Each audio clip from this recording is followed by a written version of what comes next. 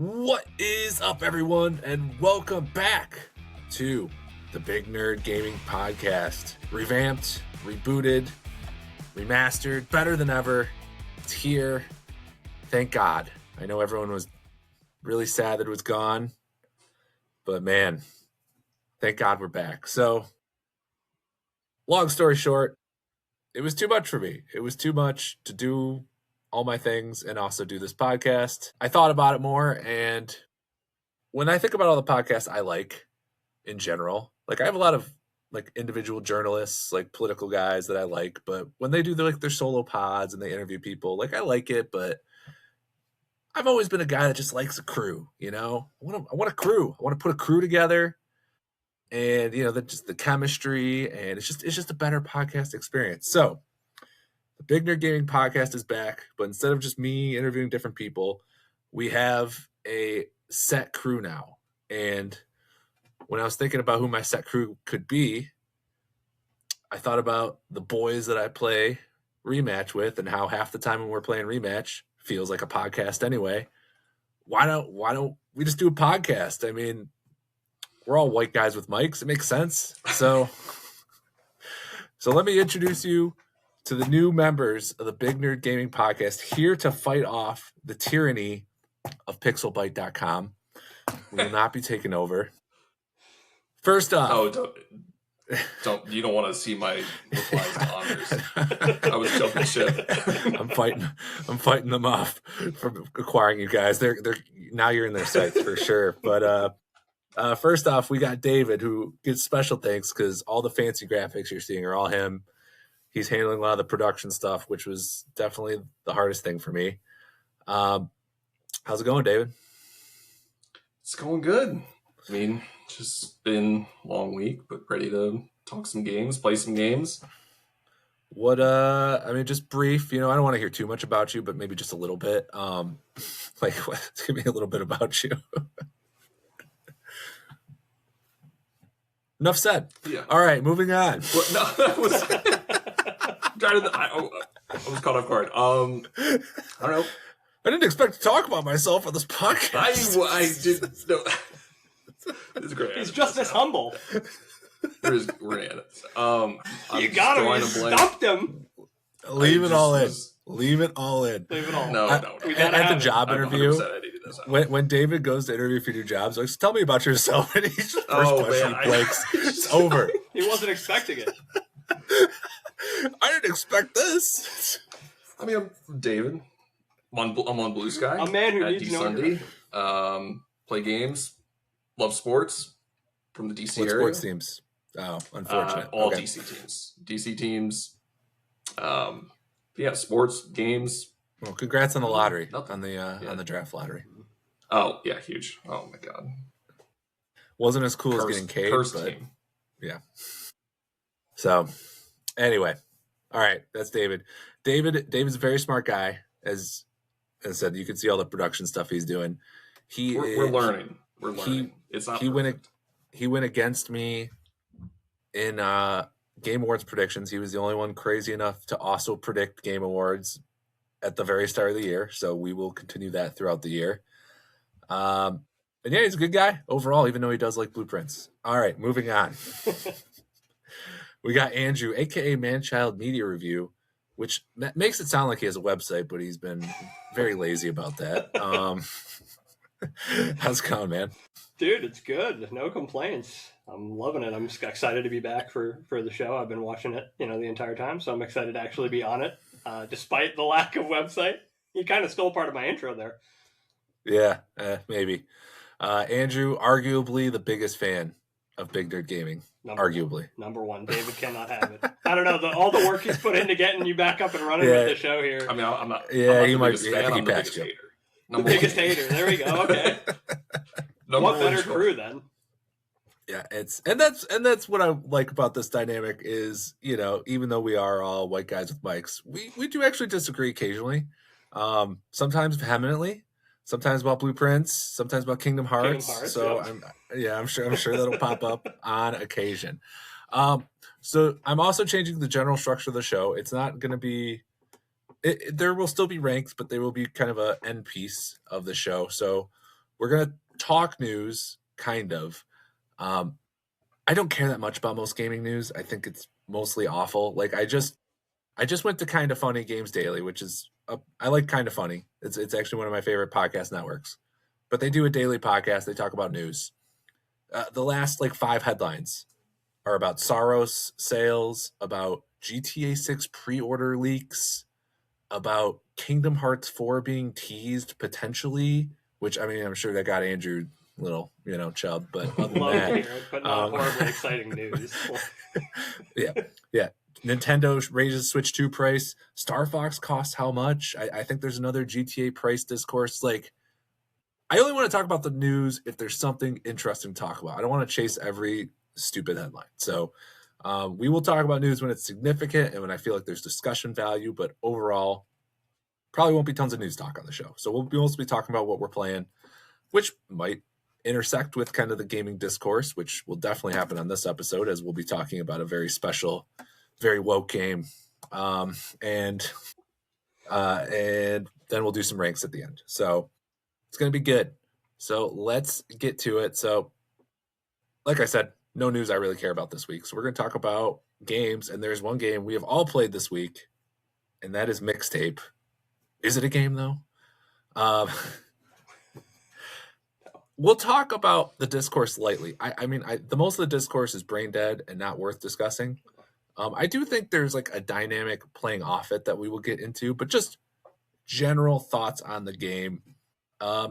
Andrew, you teased your thoughts on Blues. Just beautiful work. Inadvertently hyping the podcast. The big post king. Yes. Give me your thoughts on Mixtape.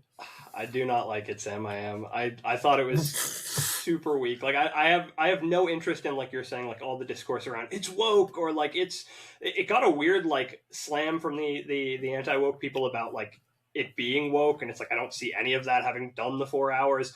It's like a bunch of people saying that it's like it's gay or it's LGBTQ, and it's like there's actually none of that present at all. So like it's just I feel like if people see that art style and they immediately go after it and assume something out of an indie studio, and I have no interest in that part of the discourse. But as a game, I did not like it. I thought it was super weak. I thought it would have been better as a feature film, as like an animated film. I just thought like everything about it would have been better if all of the mini games had been removed. Like they all worked. They're all good stuff. Like, like going and TPing, a teacher's house, or skateboarding around with your friends, or breaking into like abandoned places or construction sites with your friends. That's all really good stuff. But I felt like all of it was good because my adolescence was good, and it brought me back to moments in my adolescence that I really enjoyed and appreciated and thought were amazing.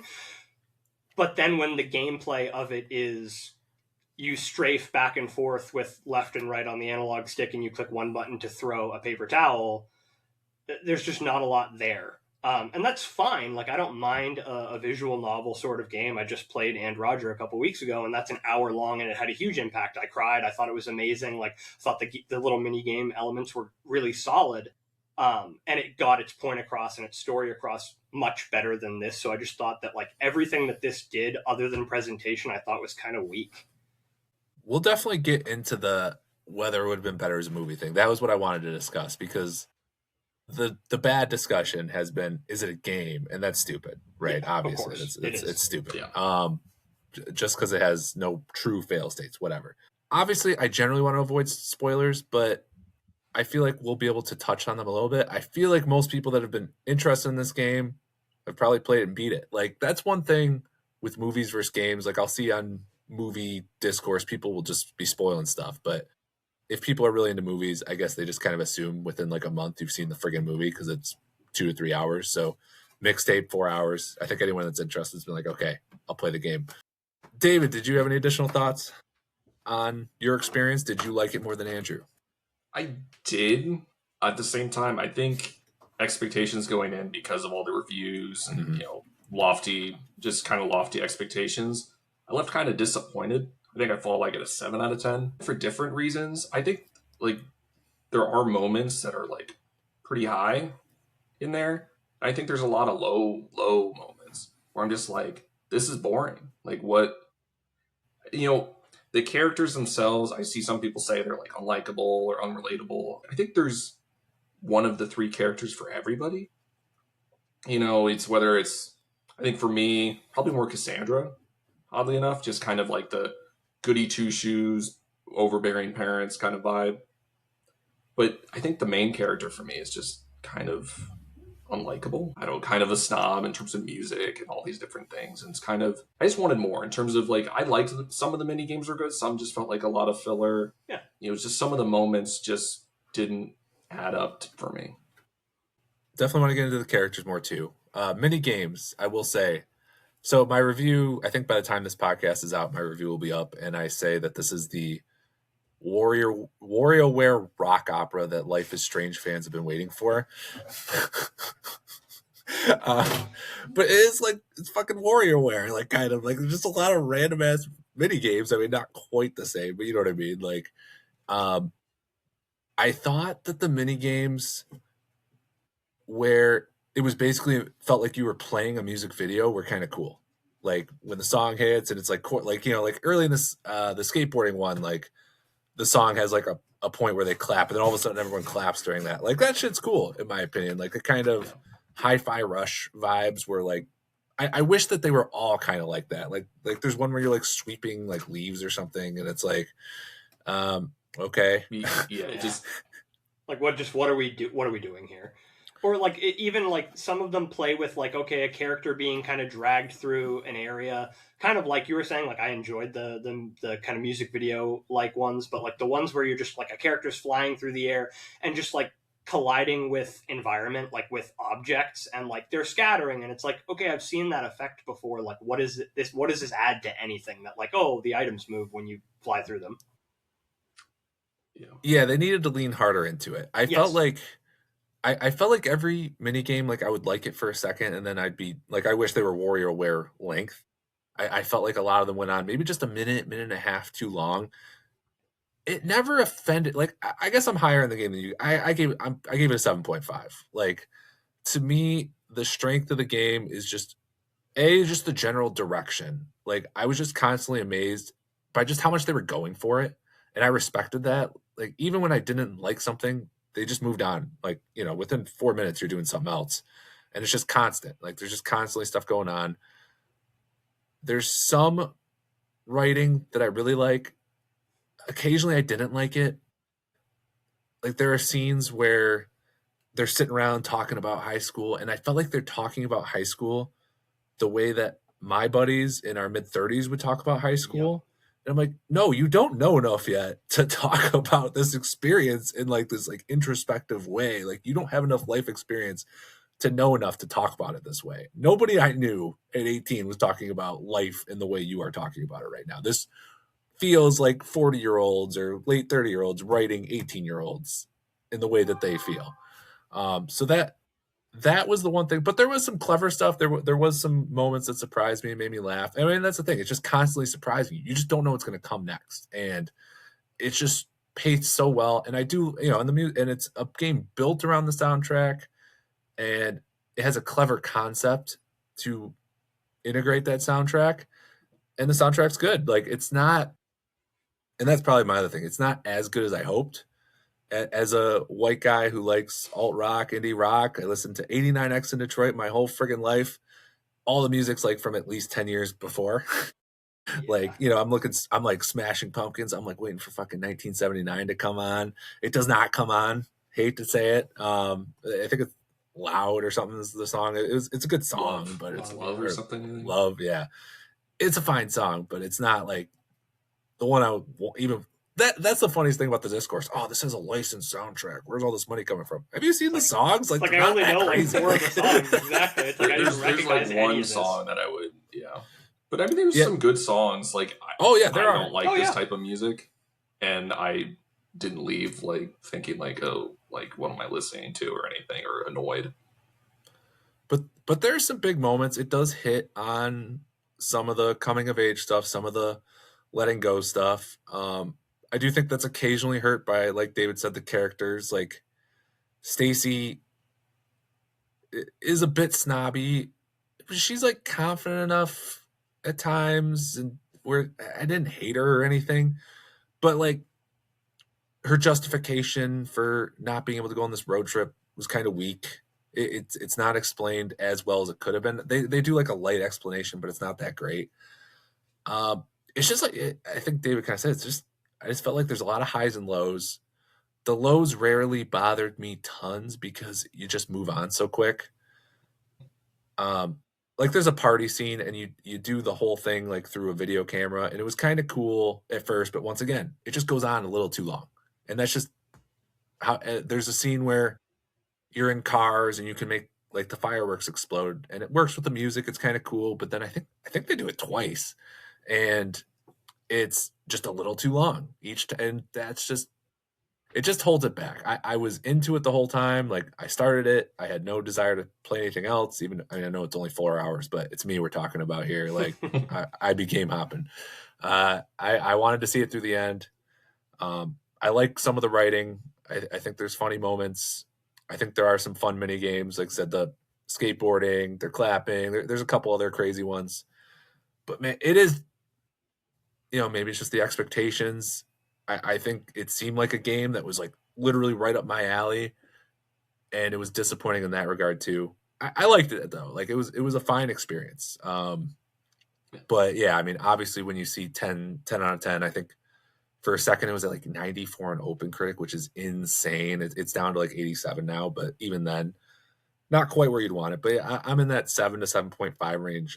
Once I write my review, I'll probably decide for sure. I feel like I'm going to shit on it more than I'm positive. So even though I did enjoy it, there's just a lot to shit on, but like it is a well-paced experience. It has, I mean, I liked their last game, The Artful Escape, and it's Beethoven Dinosaur. Like it's just fascinating to see how much they've evolved in terms of like their general cinematic direction and just how bold they are. Like Artful Escape had some like crazy moments, but it felt very like classic, like within this genre, and this game just goes for it all the time, and I did respect that, and that kept me somewhat engaged. But yeah, a little disappointing. Andrew, David talked about the characters. It's funny, I feel like I actually, so much of what you guys said, like I'm almost the opposite on, where like the score, like I'm with you guys on what's wrong with it, but like that makes me go like, oh, it's a 6. Like it just didn't, like it doesn't execute well enough that it justifies being a game to me, which again I know we'll get to, but like to me that as a result, then it's like, okay, then the experience is subpar, and not violently subpar. I'm not going to hate on this game for years. I think it might end up in years down the line on the list that we're going to talk about at the end of the episode. But like, I don't hate the game. I don't like have any ill will toward the game. It just wasn't, it was subpar. I thought the characters actually, I thought was interesting. I got about halfway through and I started being like, oh, these kids are kind of insufferable. And that's when it clicked for me that I liked them, because I was like, I actually felt like, oh, these are other than what you're saying about like kind of the introspective, retrospective look that they have on high school already so young. Like I actually thought that they were written really well as kids, because I was like, oh, like the main character, Stacy, she's kind of snobby. And it's like, yeah, but like a lot of kids, like because they don't have a fully established identity yet, they latch on to certain things. And so that's their obsession. That's the thing they know everything about. And they kind of become insufferable about it. And I thought that was actually really fitting. They kind of all fell into a certain bubble or a certain group where that worked. I thought the writing was terrible, though, when it came to the major kind of parents letting go of their kids kind of aspect with the cop. I thought that like that whole plot, like the main plot kind of the game was like, that was where the writing was at its absolute lowest to me, was like all the stuff where they're hanging out and they're kind of philosophizing. Like, yeah, some of it's a little too retrospective, a little too introspective, a little too thoughtful. But I also think that like, oh, like young kids, especially these kids who are like potheads, like you're just getting high, eating Cheetos, hanging out. And it's like, maybe you are kind of doing these nonsense, like, oh, maybe life is this, bro. Like, I think that works. I think that's fine. But I think every time an adult kind of bisected with the story, it was like, it was so cringe. Andrew's like, these kids were kind of insufferable, but you know what? I was insufferable as a kid. Actually, though, yeah. I mean, I still am, but like, yes. But yeah, so there's 2 major conflicts in the game, and they're big conflicts. They like, especially if you're 18 years old, these are big conflicts, and they are resolved so quickly and so cleanly, like just like it's done. I'm like, what? That's it? Like it's solved? Jesus. Yeah, that's exactly like the conflicts you wanted so much more. They felt like they were building up to something, which I thought was kind of decently done, but then it just resolved way too quickly, and just there could have been so much more emotion behind it all. Mm-hmm. Like between the conflicts between the friend group and then the parents, like it just kind of was a letdown. And the performances are fine, but yeah, I don't think they're a standout. Like I'm not ranking anyone overly high in my rankings for performances this year. So, David, do you think that this would be a better movie than a game? No, I think it was just poorly executed. Boo this man. That's why. It needs to be a movie. It's like if it had been executed well. Yeah, I think Mixtape in a vacuum. I'm not saying like the game doesn't need to be Life is Strange, have a bunch of choices and like branching paths and stuff. Like it's fine if it's a linear. There was like discussion around like, oh, this needs like fail states or like things that go wrong and like failure. And I'm like, why? Not every game needs that. I just think if there's more interactivity to build emotion, like that's what these games do well, and why they're better off as games and not movies, is that interactivity between whether it's the things you do, the things you read, the characters you interact with that you are choosing to do builds that emotion. But I don't think Mixtape really capitalized on any of that. I agree. I think my argument would almost be that like at the level that they're achieving right now, it should have been an animated film, because the kind of the lackluster story, the lackluster gameplay, like more energy goes into one thing, and so it improves, right? But if they were achieving at the level that they could have been, I think it actually does really work. Like you're saying, it almost like, to me, I almost thought of it later on as this kind of interactive time capsule is like what they were going for. And had they achieved on that, you're right, it is better as a game. But because they don't, I just can't feel like it should be a game. It is a game. It is like the argument of like, it's not a game. That's not true. But I don't know that it should be right now. The one thing I think you will agree with, Andrew, because you're a sucker for this stuff, the ending 100% is very much improved by being a game. Oh, it's in my notes as like a paragraph. I wish I could talk about it. It's the most, I'm so glad you brought it up, because I almost forgot. It is the last 5 minutes is the best part of the game. It's brilliance. That is actually sheer brilliance. It actually probably is what stopped me from being like, this game sucks. It's not anything complicated, but there is a level of agency that just, it makes the whole experience feel 10 times more real, I guess, than it would as a movie. I think if I had more rhythm, I would have enjoyed playing the game more too. Like when I talk about the music, like when you're in the fucking car and everybody's like, and it's like, but mine was kind of terrible because I couldn't get the rhythm down. like if I could get the rhythm down, it would have been friggin' sweet, but I couldn't. So I can't really hold that against the game. I think that is one example of where it would have been a little better, where I think being a game makes it better. I think someone pointed out too, I haven't seen the movie because I don't really watch movies, but apparently, this is inspired by Ferris Bueller or whatever. And I guess there's a similar scene where he's running through a bunch of stuff. Because it's a game, it's a lot more elaborate, like the whole chase scene, than it would have been otherwise. So it's things like that too. But yeah, I mean, sadly, we disagree on some points, but we are all kind of roughly in the same zone, which is disappointing. I guess I have a question though. Those moments where you're exploding the fireworks, or you're doing these things, you're like they're banging on the car, head banging. Like, do you think it would be better if they gamified that more? Like whether it was like you had to be to the beat, or you got like score or points. Like, do you think it being freestyle and like whatever you want to do was? I think freestyle is better. I don't know how they. I guess they could have turned this into a quasi rhythm game too. That would have been, I guess, if they really did a good job, maybe. But I don't think so. But it's crazy because the Artful Escape had these moments where you could just like kind of riff on your guitar randomly, and those just worked way, but that just worked better as like a freeform thing. Because I mean, that is guitar solo stuff, as you're just kind of riffing. So it just worked. That freedom worked, and then the stuff they wanted you to do here felt like ideally. Like, so Andrew might be right in that way. Like the way it wants you to play, it only really makes sense if you're doing it in rhythm. So yeah, it actually might. The more I think about it, if they had it like guided to get you to like a, because also you don't know what's coming in the song. I mean, that's part of why it's hard. So like if I replayed it right after, I might have done better. But the Artful Escape, the riff moments make more sense because you're literally riffing on a guitar, and in this one, you're trying to do stuff to the beat. You don't necessarily know what's coming. So yeah, it might have actually been better if they gamified it more. Andrew, right? Once in a while, I guess. With blind squirrels and whatnot. So I have a game. So we're each going to talk about a game this week besides Mixtape. Who wants to start? Andrew, do you want to talk about Mouse? Sure, let's do it. Yeah, I finished Mouse PI for Hire a couple weeks ago. There's another one that got some, I think, incredibly foolish discourse, primarily just because of that like absolute wiener review from IGN. But like, I won't get too deep into it. Like, what I think is funny about the BigNerdGaming.com, I got my thoughts there, so yeah. That's all that needs to be said. Like, it's fine. Like, that game, I think, is really, that's like a solid, like, right down Main Street 7.5. Like, I think the presentation there is incredible. It's another one that might actually end up a couple years down the line, looking back on the list of games that don't age horribly well, where, like, it's really fun.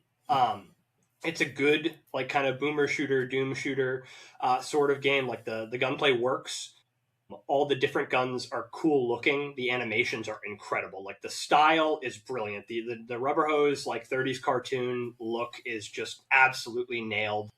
The jazz soundtrack is awesome. All the kind of allusions to noir films and that genre, I think, were fun and really cool. Despite the complaints about it being like all kind of cartoony cheese references and goofiness, I thought it was actually kind of interesting that down the stretch in the game, they actually kind of addressed some interesting stuff, like the destruction of Black Wall Street. Like and it's not like they're like, I'm not sitting here saying that it's like some deeply serious game, but like they actually did a little bit more than I would have expected with like kind of referencing real world things, and then like kind of doing a bit of social commentary with it. Nothing insane, but it's not like I'm looking to be hit over the head either. So it did a little bit more in that line than I actually would have thought of. And I definitely see the criticisms. Like, I rolled my eyes by the end at all the cheese references. Like, it definitely got a little much, even for the people saying like, yeah, it's about cartoon mice. Like, yeah, okay, but you could have maybe dialed it back like one or two. And then I think my big complaints would be that like the guns are all set dressing. It doesn't function like Doom in the way that like one gun is really going to work on this type of enemy, and then this gun is going to be for this. It doesn't work that way at all, to the point where by probably halfway through the game, because I love like mob shooters and like and mob movies, I was just using the Tommy gun. Like, dude, like I'm just going to rip with the Tommy gun. You almost never run out of ammo. Every time that I did, you switch to the pistol and you switch right back as soon as you get ammo. Like, the guns just, it was fun to see the animations. I upgraded some of them just to kind of see what they do. But beyond that, like actually mechanically, it didn't really do too much. And then even the boss battles, like it takes until probably midway through the game for those to get to a point where they're like particularly doing anything interesting. The final boss I thought was really solid and really kind of, that brought like some crazy stuff to the table. And there were a couple in the midpoint where they did some interesting things. I don't know if we want to talk spoilers on it, but yeah, like I think it's a good game. It's right down Main Street. It's a solid game. I'd suggest it to people who like shooters, and if you like that old cartoon style, you're gonna love that game. 100%. It's a fun time. It's not as magnificent as maybe I would have liked, but it's really good. Yeah, I'm about halfway through. I'm probably in that 7.5 to 8 range as well. I'm not sure. I just fought probably one of the bosses you're talking about, and I was like, oh, this is the first good boss in the game. Like, it actually makes you use the flashlight, which is kind of nice. Yeah. Just interesting. But yeah, 100%. So, I just wanted to say I did up the difficulty to hard because I literally was never dying. And I was like, all right. And actually, I think hard is not a bad balance. And exactly what you're talking about is part of it. Why? Because my biggest issue with the game is there's just too many guns that are mediocre and just don't work as well as you'd hope. And the one that does is the Tommy gun. So if you're on normal, it's so hard to not just rip with that because you have so few. I'm over halfway through the game. There's still like I think 4 guns ish that I have to unlock, but there's almost nothing that's good long range besides that gun. But then it also is pretty good short range. Like it's so high functioning, and every other gun has just like massive weaknesses. Like the little pistol is just weak as hell. Kind of has bad sound design. The shotgun is once again weak sound design, but also I don't know. I have moments where I'm like moving quick and I shoot someone and it just like doesn't seem to affect them. I think the art style too enhances the game, but it kind of hurts the game in terms of the animations, because as good as the animations are, they are not really dynamic to what you're doing. Like obviously if you shoot someone in the leg in Doom, like they're going to react to the leg. Like all that's going to happen is you're going to see a little hit point on their leg with this game. I mean, that's kind of common if it's not like a full-blown 3D thing, and they do have like different animations. If you shoot someone's head off, like the head will explode or whatever, or like the poison gun makes them evaporate. Same with burning them to death with the burning shotgun. So, I mean, there is stuff there, but the shooting gets a little repetitive, and there's just too many guns that I don't like. But I also upped the game to hard so that I had to use more guns because I also didn't like just being stuck on one gun. So, but yeah, the art style is incredible. It is still like a fun shooter. It is fun. Jesus, Andrew. Leave it in. Yikes. Big mouse drop. The producer in me is going crazy. Continue. Can't take this guy anywhere. It was a successful mute when I went to take a sip. But yeah, it does just enough well, and it's just unique enough. I do wish the environments, they had done something different with the environments, because as awesome as the character models and the guns look, like the black and white plain environments, I don't know, maybe a pop of color actually would have done it better. And I think I saw like a mod or something where the environments have a little color to them. I think that would have done blood mod too. Yeah, the blood mods maybe, but yeah, I don't know. I won't say it's solid. It's a solid first person shooter. It has the Doom stuff going for it with the unique thing. It does.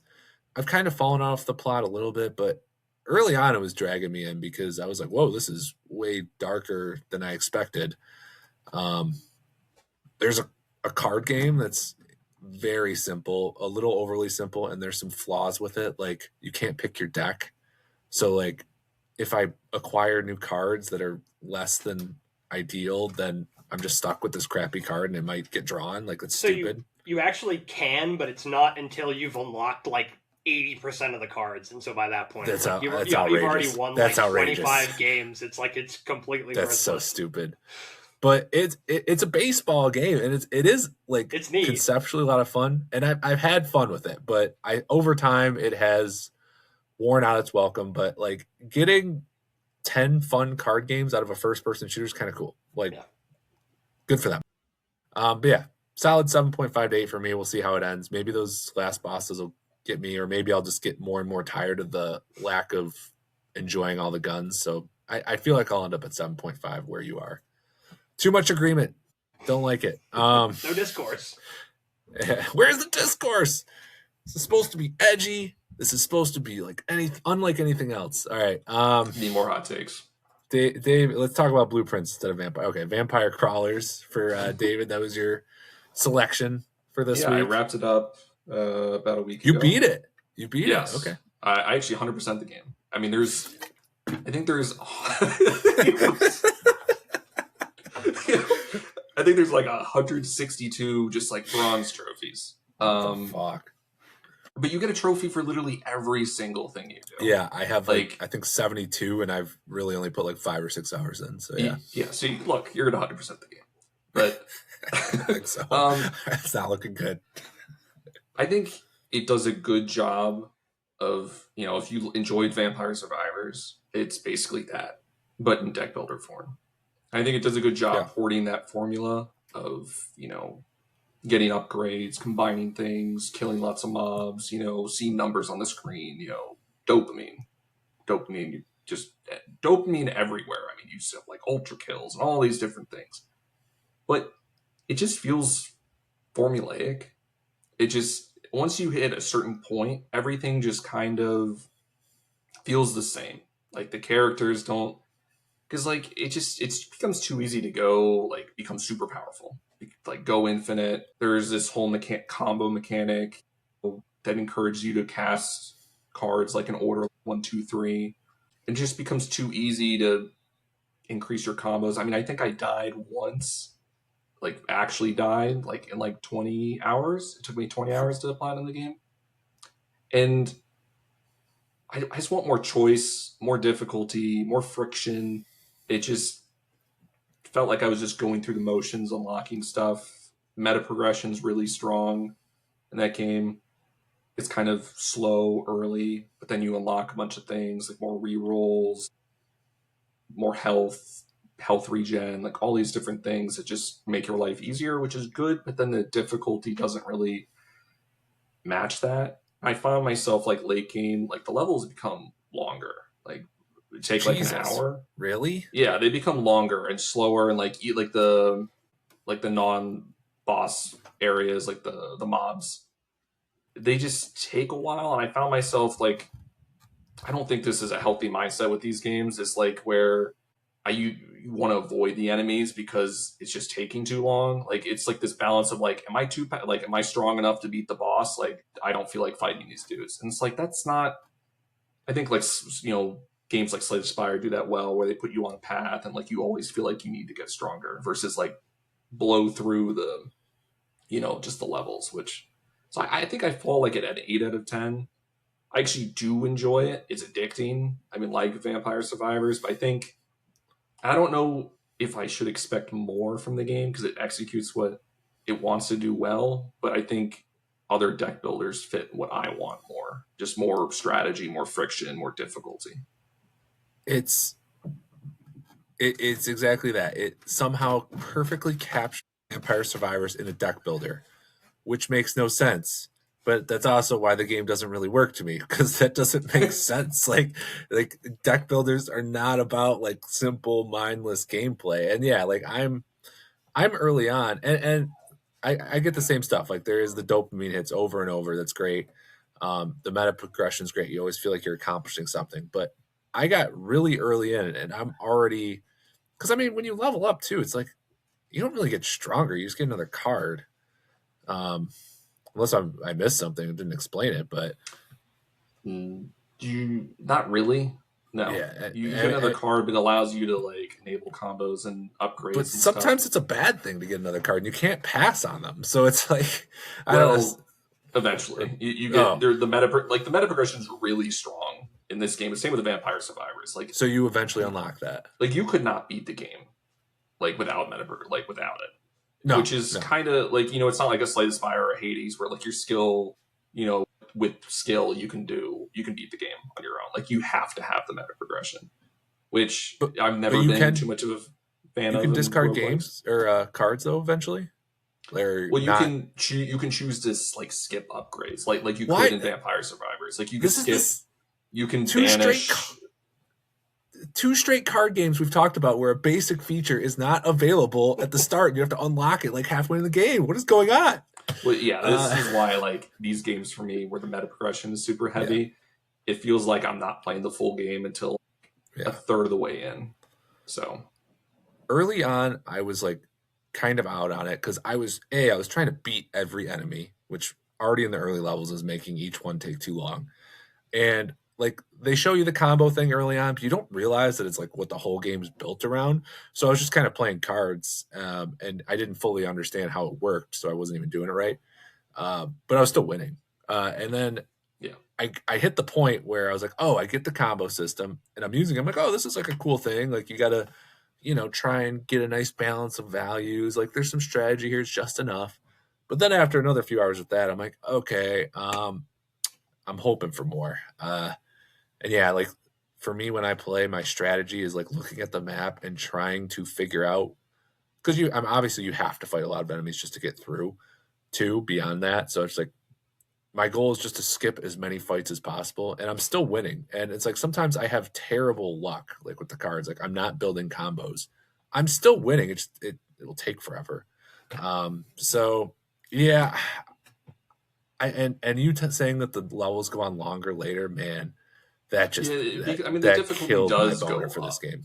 Yeah, the difficulty does go up, and you have like more ways to manipulate the RNG, but your choices don't.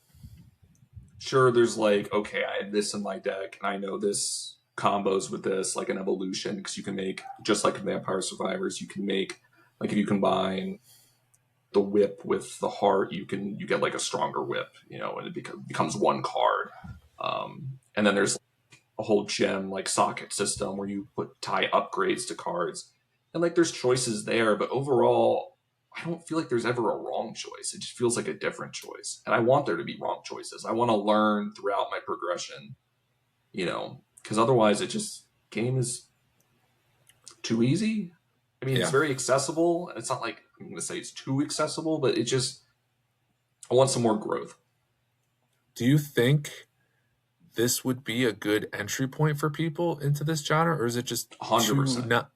Or do you think it's not representative enough of what this genre is about? I think it's representative enough. I think there's enough elements there of like you're crafting your deck, you're learning like it's not always right to take an upgrade or like certain things, and like the overall deck building strategy of like it's not always the quality of the card, it's what fits your deck. And I think that's like a common thing, like Slay the Spire. It's not always taking the best card. Sometimes it's taking the card that fits your deck and what you want to do. And I think it does a good job of that. It's approachable. It is on the easier side. I think it would actually be a perfect start for that. I think much like Vampire Survivors, kind of that whole like bullet heaven they call it. Yeah, it's just I had it as 7. I feel like I might try it one more time, and then I'll probably immediately flame out because I'm just out of the mode with it. And the more I think, it's one of those games where, like in the moment, I was okay, it's a 7. Like there's a lot I don't like, but like you said, the meta progression's strong. There's just good vibes, like the way it captures everything, constant level ups. And then you get out of the game for a few weeks and you start thinking about it, and you're like, God, wait, I don't think I ever want to play that game again. And it just gets worse in my mind the more I think about it. And this discussion has not helped whatsoever. So it makes you feel downgrading it to a. I'm taking notes because I've never played it like any of these deck builder games. So maybe it'll be my jumping on point. I think Balatro, especially for I guess, a gambling feed such as yourself. I think Balatro. I guess that counts. Yeah, Balatro is the king for that to me. But I could see it. I could see it being an okay entry level, but that's what I like about Balatro. It has the pick up and play, but it still has enough depth, and that's why I think that it's just not as punishing. Like Slay the Spire, like I mean, there's people that don't beat their first runs for like 25 hours plus. Wow. I mean, it's punishing. It really punishes you for like, making wrong card choices, going the wrong direction, choosing upgrades when you shouldn't. Like it's punishing. And Vampire Survivors or Crawlers is the opposite of that. Yeah, Slay the Spire was my onboarding to the genre, and I know you don't play early access games, so I have been playing a lot of Slay the Spire too, which at some point I'm sure we'll talk about. But I have real good discipline with that because there's like a lot of early access games that are like, I'd love to start Fields of Mystria right now. Yeah. I'm not doing it. I refuse. All right. So we are mostly shitting on games today, which is fine. Sometimes that happens. Yes. Negativity. We love it. Gaming world needed more of this, This is why Pixelbite is coming after you, by the way. Dude, they don't like my takes. Andres legitimately doesn't like my takes, to be fair. So I am going to. I thought about talking about Saros, which would be a pretty good one, but I'm reaching the end, so maybe on the next pod. I've been playing a lot of Replaced. I think I'm about halfway through, and we'll see how it ends. I've heard that the last few hours are getting even better, but I'm pretty into it. Like I'm at like an 8 out of 10 right now, and I kind of feel like this is like a mildly underlooked gem this year. Like, the vibes are incredible. This is some of the best pixel art ever with this art style. The lighting effects in particular are unbelievable. It's so good. And so the music, just all the cyberpunk stuff, if you like that genre, you're going to be into it. But the real highlight for the game for me is actually the combat. It is basically 2D Batman or Spider-Man, whatever you prefer. And early on, I'm like, okay, this might be a little too simple. But they keep adding mechanics. You keep getting new mechanics, and they keep adding more and more enemies on the screen. And it's pretty good. Like when you, like, just like Batman, or Spider-Man, when you're really in a flow state, you're hitting, you're dodging, you're countering at the right point. And then you also get a gun that charges and, can take someone out. I just unlocked an overdrive, which gives me unlimited ammo, so I can really just shoot everybody. It's kind of like a super or whatever. It's actually pretty good. I think the difficulty balancing is good. I just had a boss fight that I thought was pretty well made. It's fun every time. If anything, I think my issue with the game is there's not enough combat. There's a lot of platforming, and the platforming in the game is kind of annoying. There is a slight delay to the jump, which is constantly mildly awkward to me. And the pixel art, as beautiful as it is, does not offer a lot of detail. Just kind of hard to do. And they're not like there's like mild yellow paint kind of, but there's a lot of points where I'm like just really searching around the environment, figuring out where the hell I'm supposed to go, and dying because I thought I could jump here and I couldn't. And that stuff's kind of annoying, but I think it's pretty good. And if it keeps ramping up, and we're like, the story's fine, and I feel like it's going to get to a point where it could be a lot better, I might be into it. I don't know. I feel like I think this game's at a 7.7 on OpenCritic. I'm just kind of surprised that it, kind of just quickly forgotten and overlooked after such a long buildup. So I know neither of you guys have played it yet, but yeah, I think. Did you guys like Planet of Lana? Did you ever play that one? No, I know. I actually watched a friend play the first one. So okay. Yes, I guess. Those are both on the I didn't backlog. like Lana. I've never tried them. I mean, how does it replace?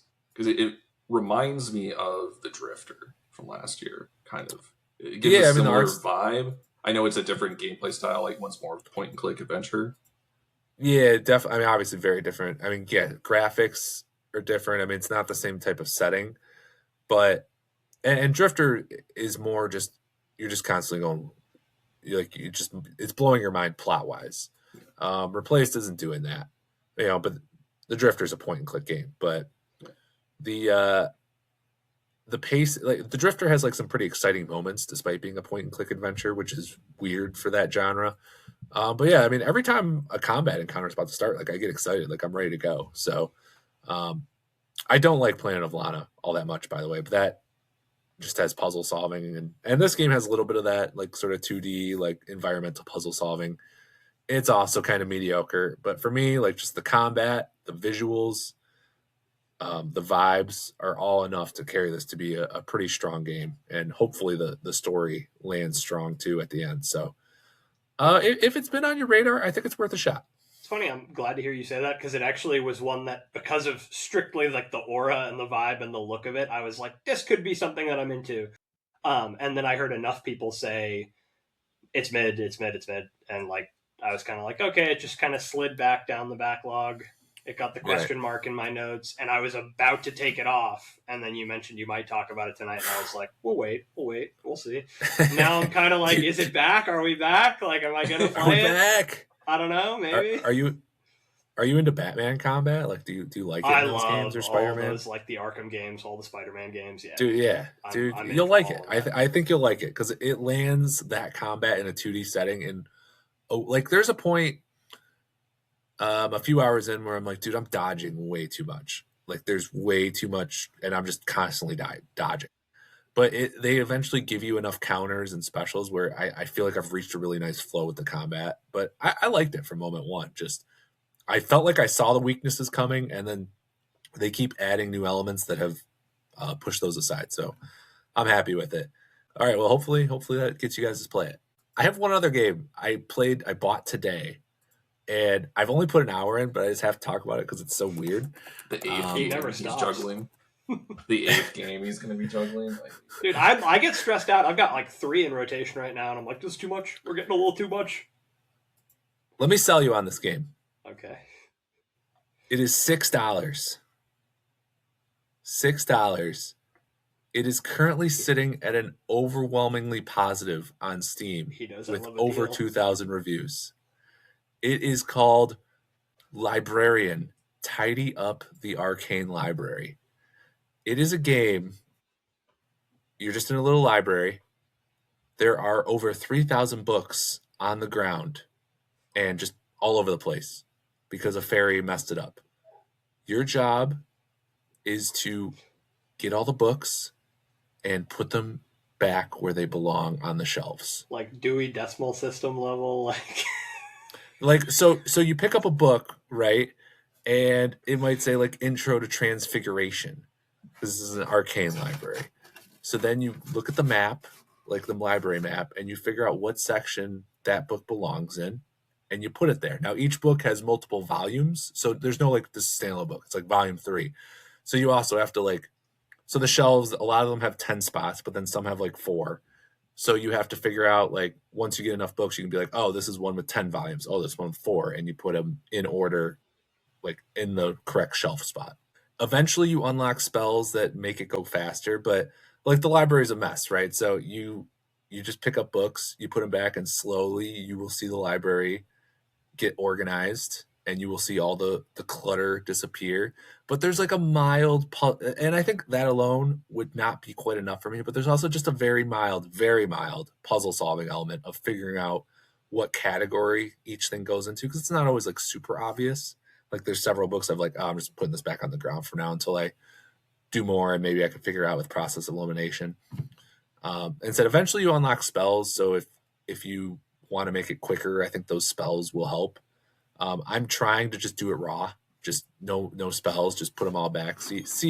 I'll see if I run out of patience. I feel like that might happen, but I've played an hour, and man, this seems like a really fun, like 20 minutes on my Steam Deck game, like for just when I don't have much time. And it's $6. It's $6. So it sounds so satisfying, but at the same time, for like the lead up to you explaining it, I thought we were doing like a game segment where you were going to give me essentially one of these like, oh, here's an indie game, and I'm going to describe it to you. Is it a real indie game or not? Because they're always some like weird out there concept, and I always make fun of, like, for anyone who is not privy, I regularly make fun of indies for being like, this one's about a giraffe who's going through, the loss of their sibling, and they're doing it by organizing their room. Here's a 3-hour, comic book adventure about a giraffe. The concept seems intriguing though.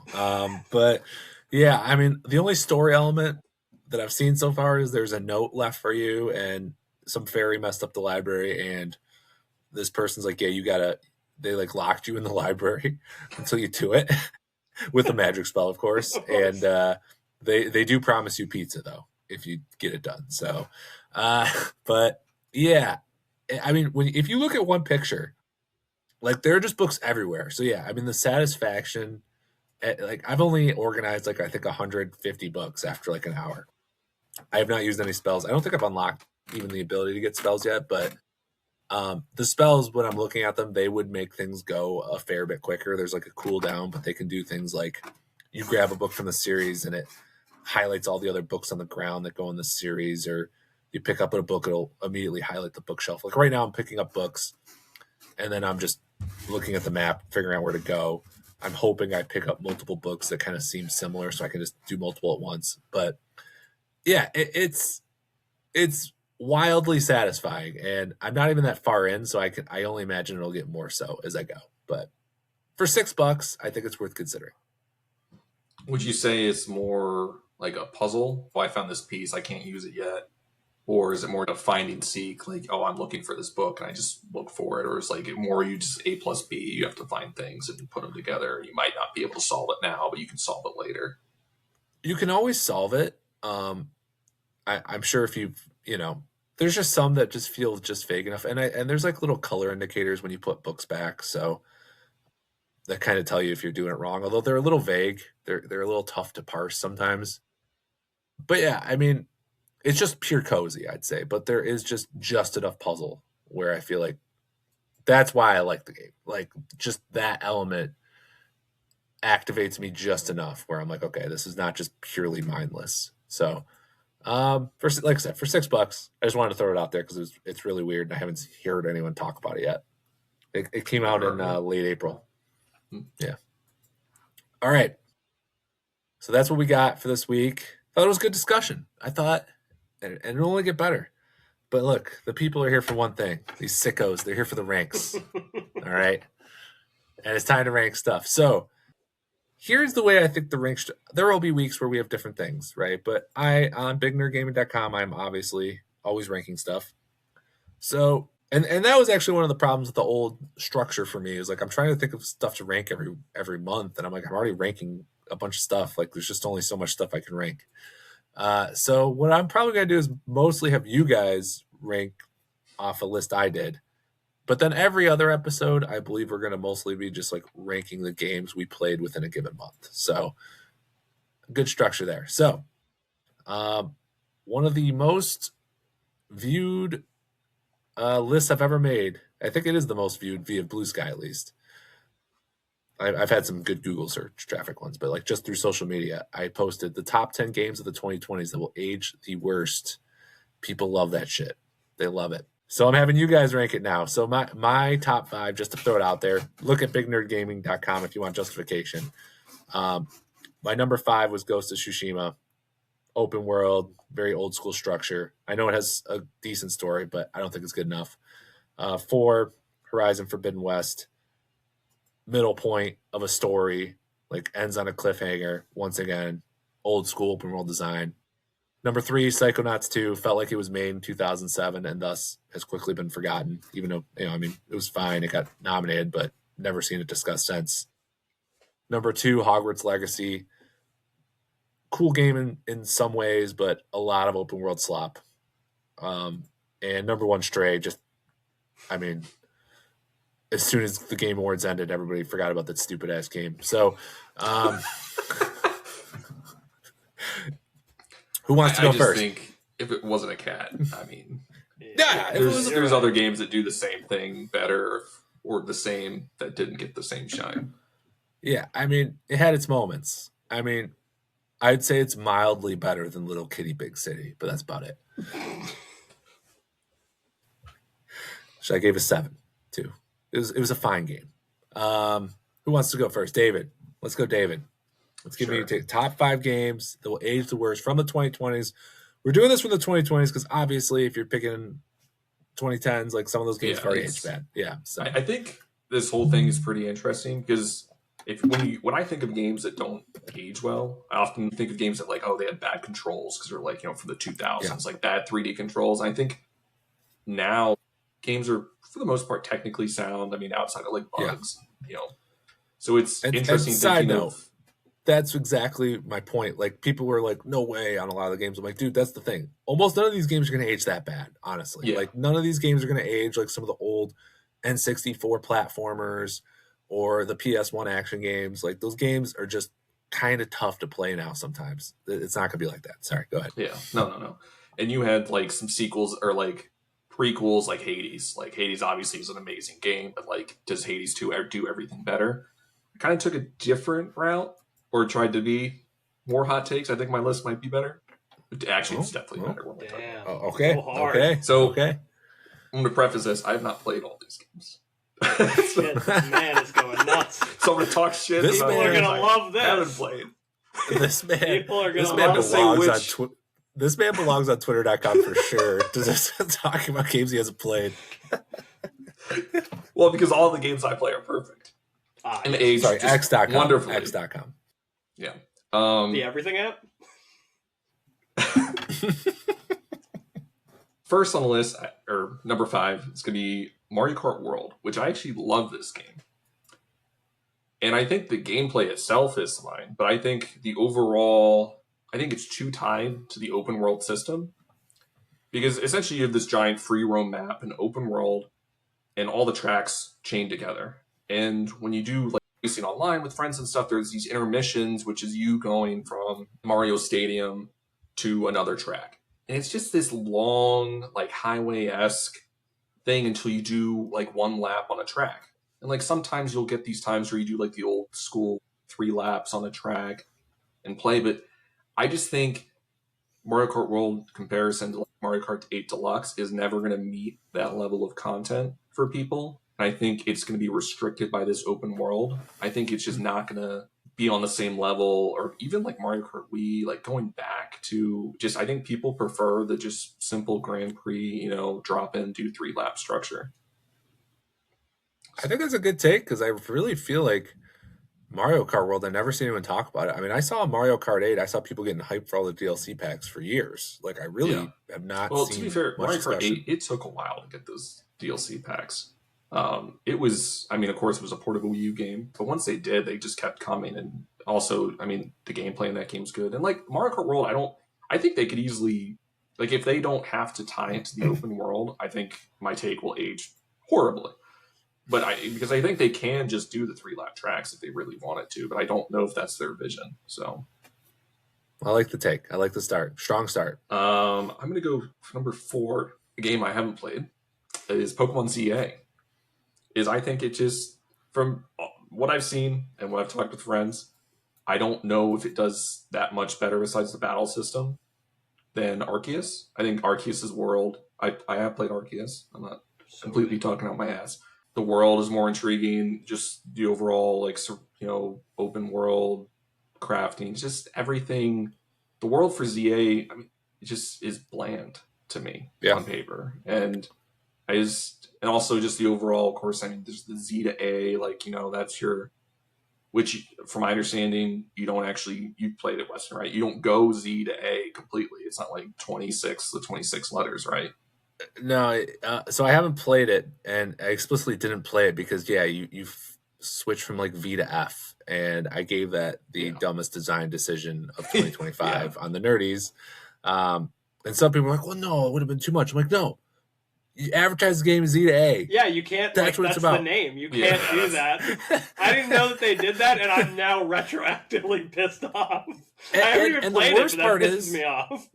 The worst part, I think, I don't know 100% know, but I think the way that it ranks is like where basically you go up 8 fucking ranks. Like the amount of standard gym leaders in a Pokemon game. Like, fuck you, Nintendo. Oh, get out of here. Yep. Yeah, dude. Get the fuck out. That's dirty, man. And I don't like it. So no, I won't be playing that game. But my only dispute with that one is I feel like it it wasn't that acclaimed, Like my games were all like rated 84 or higher. It was only 80. Everything was 84. It was hey, I fulfilled the criteria of like whatever 10% on OpenCritic. Okay, maybe it was that high. I don't remember what it got scores. I think it's like an 80 or 79, or maybe I'm wrong. All right. Number 3, Doom the Dark Age. Just don't think the slow-paced gameplay is what people like as much from Doom. I mean, Doom 1, super fast-paced. Same with Eternal. And it feels like people talk more fondly about Doom 1 and 2, of the modern Dooms. Dark Ages is kind of, it came out a year ago now, and it's kind of just came and went. I know it was on Game Pass and didn't really get nominated for, I think it was a couple Game of Year awards, something like that. Yeah, I think Best Action, it was in there too. And I'm trying to avoid, because I like Hogwarts or Deathloop. Deathloop was on your list. Yeah. I think when you talk about, I think one of the most forgettable Game of Year award nominees, just, the ending for that game, just the overall latter half, just didn't do much for me. I know they went back and fixed some stuff. Yeah. But number 1 for me, I think, is unique because it's actually a fabulous game. I have played it. It's the only thing I've ever done on VR is Half-Life Alyx. I think that game will age poorly for the simple fact that VR, I just don't think is long for this world. I think it is on its last legs. You're definitely not going to Pixel Byte now. Yeah. You're not going to Pixel Byte now. Andres will not allow it. Get it. I already knew I'm with you, dude, 100%. After trying it a couple times, I get that the technology may improve, but I don't know, man. I just think it's shit. It's just there's too much of there's just too much of a barrier to entry, and that game is locked behind it. I've tried, because after played it with friends for like a half hour. I tried downloading. There's mods where it's like, oh, it becomes playable, just like on Steam without VR. It's just not even close to the same thing. I just don't like. People will look fondly back, like, oh man, this game was so good at what VR is capable of, but no one's gonna be able to play it. So it's just, I think we talk about games that get locked on like the DS store and that closed, and like an emulation saves some of these games. I think that game, it's not going to be easy to emulate. It's kind of going to be the one of a kind, and I think it's going to eventually kind of be lost behind. That was a clever way to go about that one. It was a clever way to cop out and not shit on anyone. That's not a cop out. Doom the Dark Ages mild. I actually think Doom the Dark Ages could go the other way. A couple years from now, people are like, oh, that was a bold direction. I mean, I had a few issues with it, but I like it more than Eternal for sure. I think it's a bold direction, but it's just not. Yeah. I think people just prefer racing around the room, stomping on heads, and versus like the slow pace, like Sword and Shield type. Sure. All right, Andrew, let's see what you got. All right. So first of all, I didn't do the Metacritic review scores. I think they all should fall north of it, but I didn't do that. Andrew not fully doing his homework. Shocker. I was not going to do it from a guy in order, who relates to the Mixtape characters. Wow. To be fair, you gave us our homework last minute. True. That's true. Get him. Get him. Fair. Sometimes take the attention off me and get him. That's how real life works. Okay. I did adopt David's rule of not taking yours, so Deathloop was on mine as well. Actually, I played it way after it came out, but for me it was the fact that like, and I know people complain about this all the time, it wasn't open-ended enough. And like, I'm not saying that I get that it can be just one way, like you have to take them out in this order, that's fine.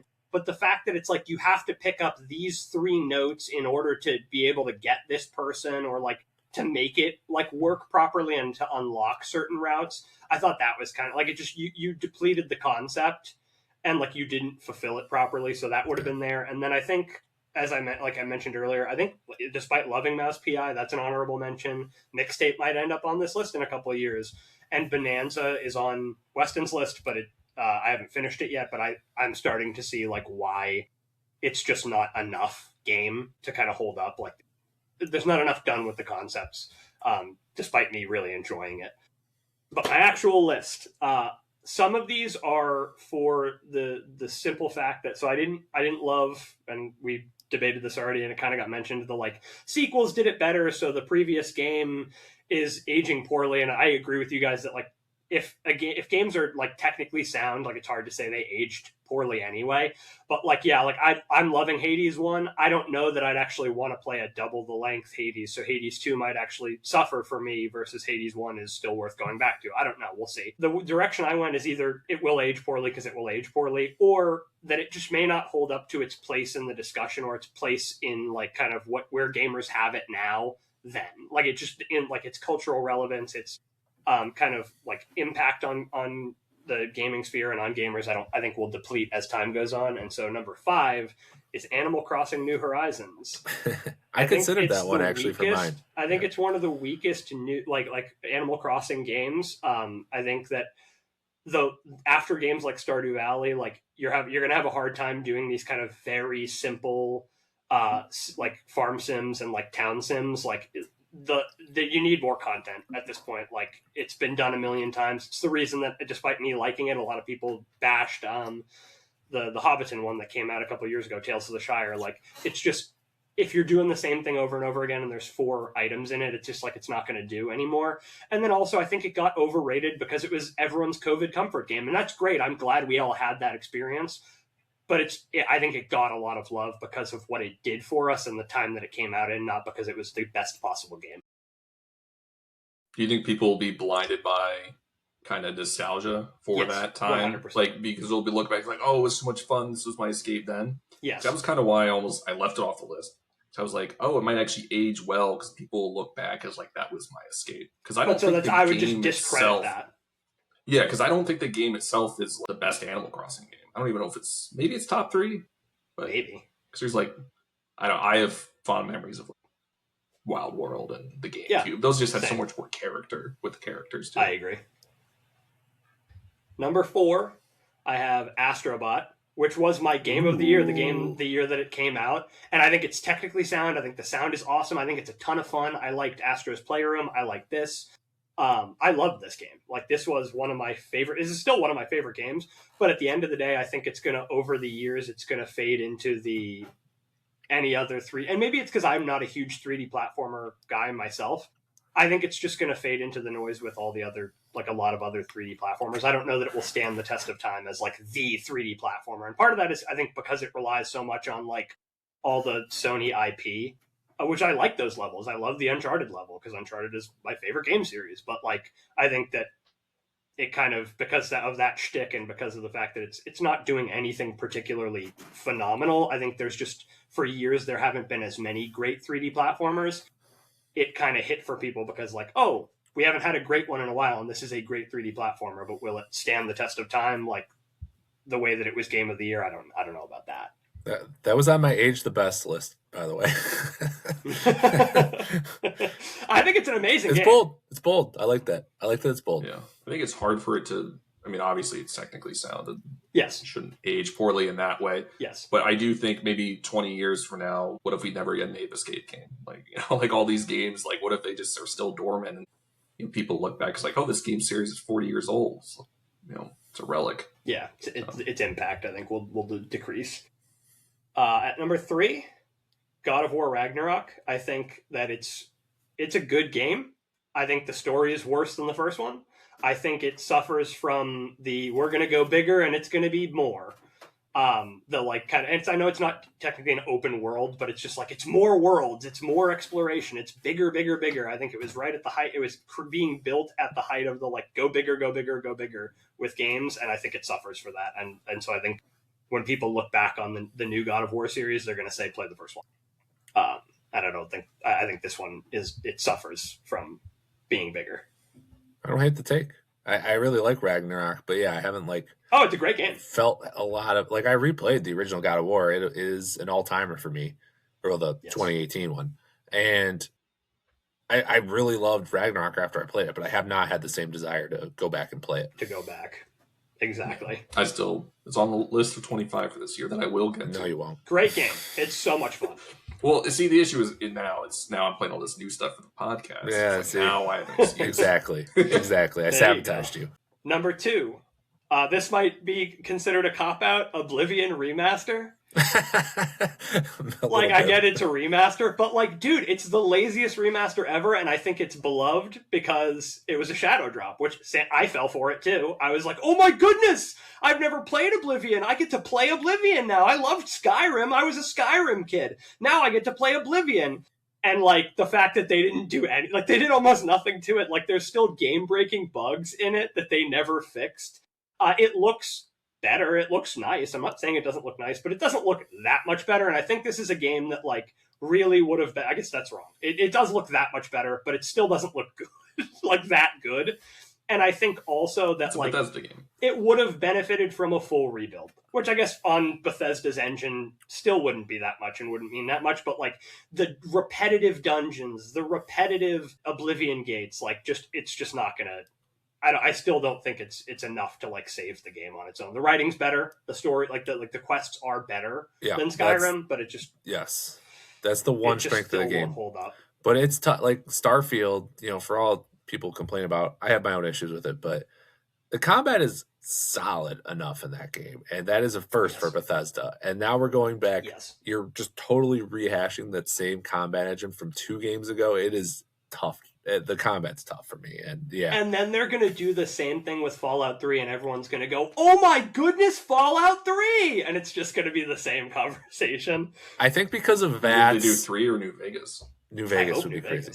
VATS, I think, will allow Fallout's combat to age a little better because it's like a system literally designed because their combat's terrible. So, That's or in part because of that. So, All right, number one. And then at number 1, my raging hate boner is Dragon's Dogma 2. Fuck that piece of shit game. That game got so much love, and I fell for it initially. I was like, the emergent gameplay, all the interactions, this is so fun. It doesn't hold your hand. The quest design is so cool. I was in love with it for 30 hours, and from that point on, it was a slog to get through to the end. I fucking hated the final boss.